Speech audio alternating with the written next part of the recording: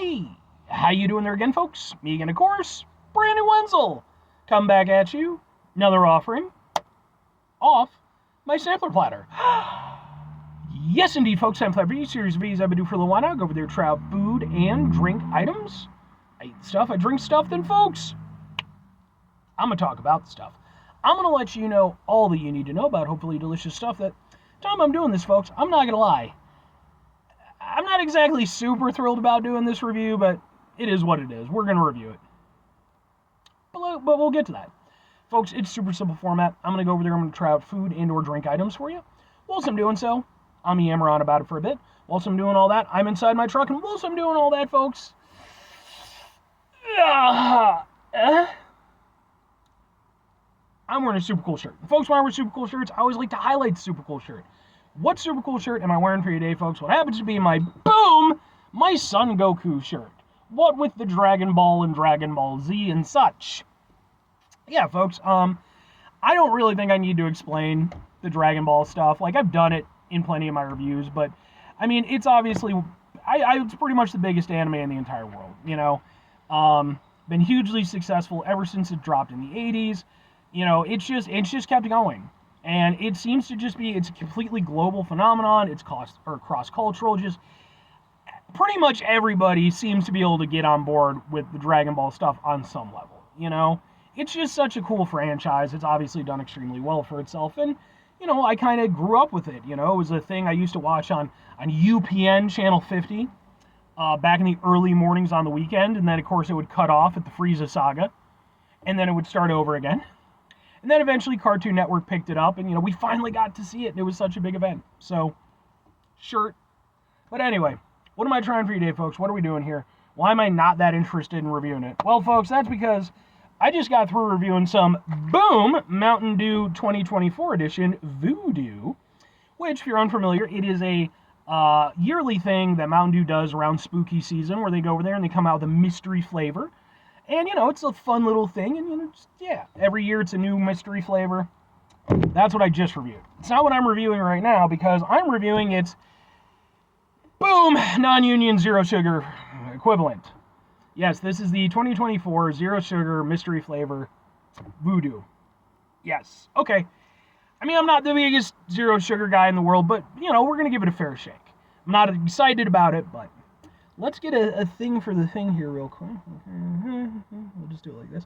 Ha ha ha ha ha ha! And yeah, let's try out the zero sugar version.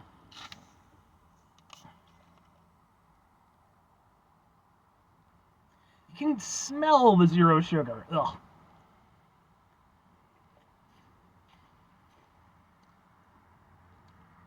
No. Nope. I don't like that at all. Ew. Oh, that taste lingers. Yeah. Not only does it have the joyous flavor of zero sugar, which I personally think is terrible. Oh, it's bad. On top of that, the one kind of good thing about the zero sugar versions of these is that they sometimes highlight the flavor, whatever that mystery flavor is, a little bit more. You definitely get a different experience with the zero sugar versus the full sugar version. I mentioned in the previous one that there were sort of some fruity undertones. In this, those fruity undertones are definitely much more highlighted. It's definitely a very different experience, one to the other.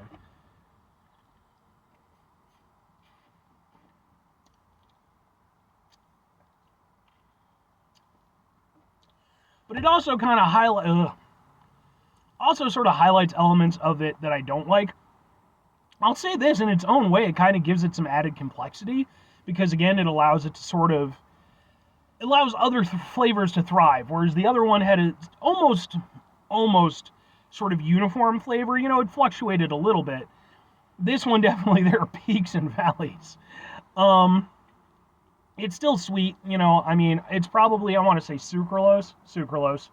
Yeah, so it's sweetened with sucralose. So it gets that wonderful sucralose flavor that all the kids are talking about these days. It's just, I don't like it.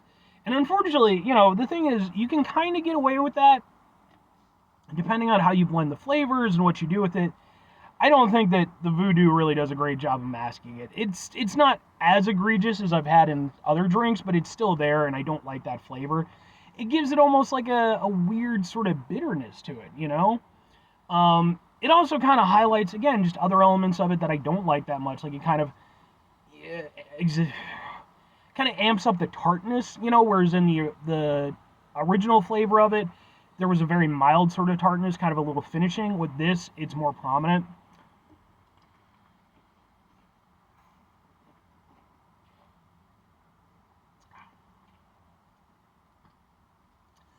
And kind of lingers on the tongue more. Like, the aftertaste is really not very pleasant in my opinion. It's a mix of that zero sugar flavor, the somewhat tart flavor, and then, you know, yeah. I mean, I wasn't, you know, the original flavor one didn't exactly bowl me over as being like my new favorite flavor, Mountain Dew. Oh, by the way, this being a Mountain Dew review, this is going to end up on my Mountain Dew Madness playlist, which is a playlist for just Mountain Dew reviews.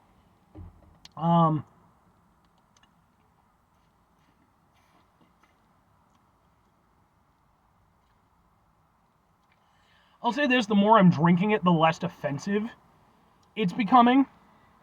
So it has that going for it. You know, my palate's kind of getting used to it. I'm going to tell you this right now. I don't know what the fuck the Mr. Flavor is. With the original flavor, I basically just eventually tossed my hat on saying it was maybe marshmallow flavored. Thing is, with this, the flavors are so different in what's being highlighted. I would not say that this tastes marshmallow flavor. This definitely is very different. And the weird thing is, it's still very hard to define. Like, it's sweet. It has a little bit of a fruity kind of flavor, but like I wouldn't say it's like a heavy fruit flavor. Has some tartness to it. I genuinely don't know. I'm sure I probably, had it in some form or another, but I genuinely couldn't even hazard a guess on this one. As I mentioned before, you know, in some of my other reviews, I'm not a big like fruity candy person, you know, more like chocolates, Milky Ways, and you know, stuff like that. So for me, trying to catch these on the VOO stuff where they almost are always based off something fruity, you know, it's always kind of hard for me to grasp. But sometimes I can, it jumps out at me. With this one, not so much.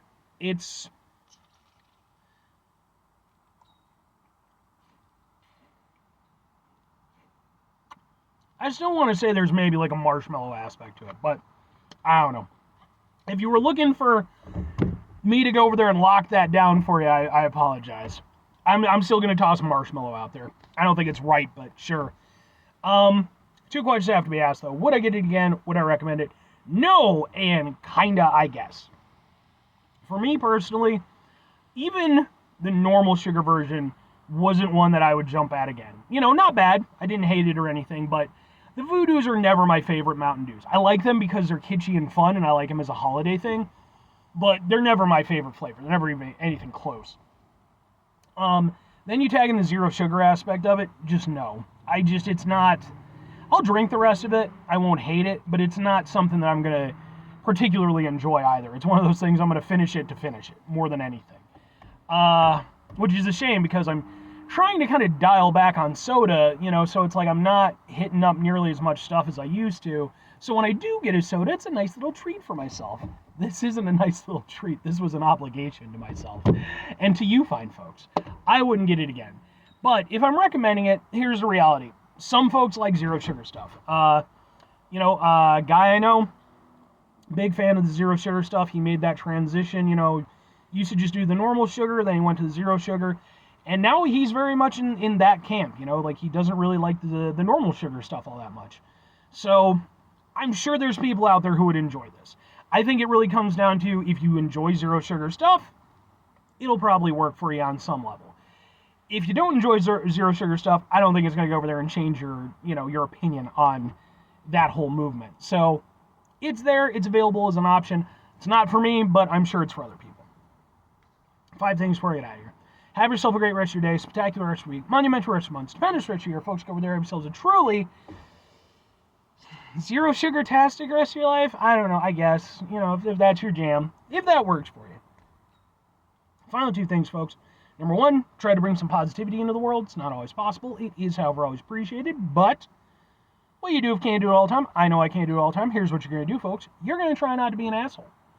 Folks, not always the easiest thing in the world to not be an asshole. Trust me. I know it. I live it. I'm out there every day with you in it. Life can be stressful and frustrating and just bullshit sometimes, folks.